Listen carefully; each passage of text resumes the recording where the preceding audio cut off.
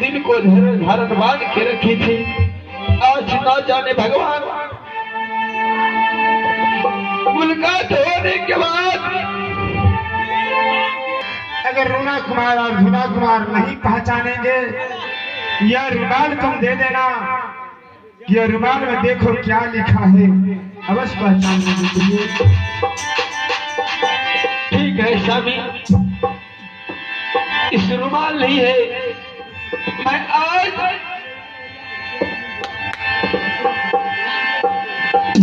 शिमला बाहर पर स्वामीनाथ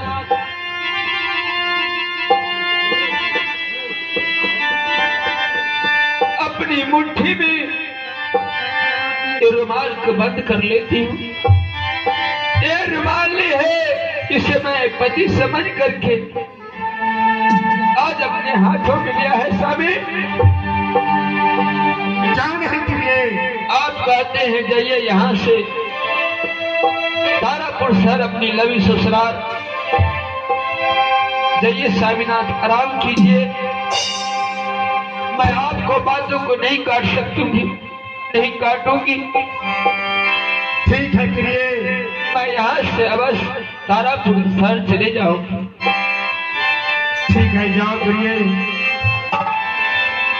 अब तुम्हारे ऊपर मेरा आशीर्वाद है, माँ दुर्गा का सहारा है। प्रणाम सर। खुश रहो प्रिय। मैं जाता हूँ आराम करने के लिए सोनी मोनी को पास, अपने धर्म को निभाने के लिए। जाइए स्वामी, आराम कीजिए। तो चले जाओ तारापुर से।